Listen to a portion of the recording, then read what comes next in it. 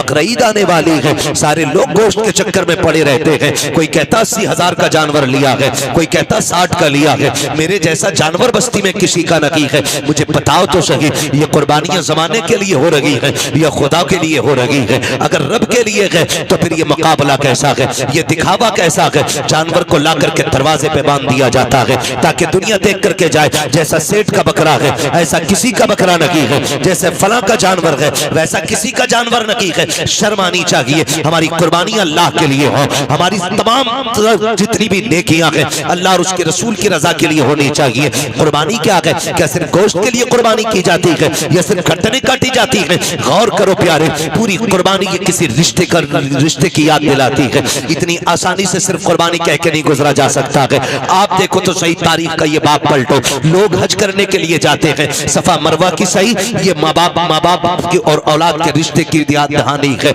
आप देखें ज़मज़म आप पिएंगे तब भी तुम्हें माँ और बेटे का रिश्ता दिखाई देगा। आप जाएंगे जब शैतान को कंकर मारेंगे वहां भी तुम्हें बाप बेटे का रिश्ता दिखाई देगा। जब गर्दन पे छुरी चलाते हो जानवर की, गौर से देखना वहां भी बेटे का बाप का रिश्ता नजर आएगा। ये रिश्ता कितना अजीम है रब की बारगाह में।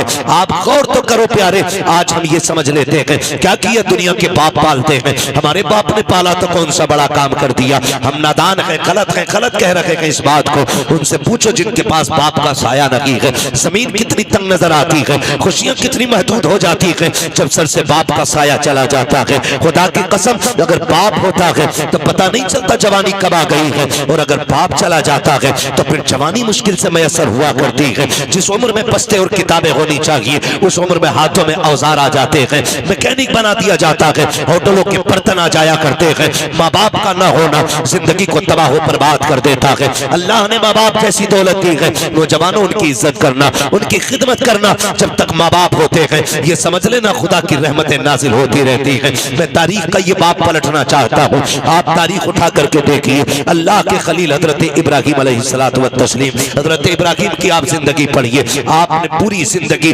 रब की बारगाह में इम्तिहानात पेश किए, क्यों ना करते? क्योंकि खलील है, अल्लाह के दोस्त हैं, कुर्बानियां पेश कर रहे हैं, इम्तिहानात की मनाजिल से गुजरते जा रहे हैं। आज जानवर कुर्बान करने की बात आती है। अभी बात बताई थी जैसा कि कहा गया था, अभी मुफ्ती साहब ने बताया था कि जब कुर्बानी की बात आती लोग बहाना कर देते हैं, कर्जा है नहीं कर सकते, पता नहीं है चटनी नहीं चल रही है, रोटी नहीं चल रही है। और अगर कोई बेचने लग जाए अभी 1 लाख का मोबाइल खरीद लेगा, 70,000 का मोबाइल खरीद लेगा, लेकिन कुर्बानी के लिए 3500 रुपए देते हुए कलेजे फट जाया करते हैं। तुम्हें सोचना चाहिए कुर्बानी अल्लाह की बारगाह में बहुत बड़ी इबादत है। फरमाया गया कुर्बानी के दिनों में कुर्बानी से बड़ी कोई इबादत नहीं है। अगर कुर्बानी की जगह पे आप एक सोने का ढेर भी अल्लाह की राह में खर्च कर दो तब भी अल्लाह उतना राजी नहीं होता है जितना तुम्हारी कुर्बानी से अल्लाह राजी हुआ करता है। इसमें बहाने ना बनाया करें, इसमें आप हीले तलाश करके ना निकला करें। तारीख का ये बाप पलटिए, शुक्र अदा करें अल्लाह ने जानवर की कुर्बानी मांगी है। अगर बेटे की कुर्बानी मांग लेता तो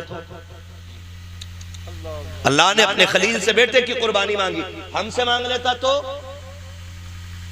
बकरा देने तैयार नहीं है। बेटे के मामले में फिर क्या होता? वो करीम है, उसने इब्राहिम खलीलुल्लाह की सुन्नत को जिंदा करने के लिए हमसे जानवर की कुर्बानी मांगी, जानवर की कुर्बानी जिंदा मांगी, जानवर की कुर्बानी मांगी। और आप इस बात पे भी गौर करें, इस बात पे भी गौर करें, अगर आप मुसलमान हैं तो आपको आजमाया जाएगा। कहते यार मुसलमान और हम पे मुसीबतें आ रही हैं। हाँ हाँ, आप मुसलमान हैं तो आप ही को आजमाया जाएगा।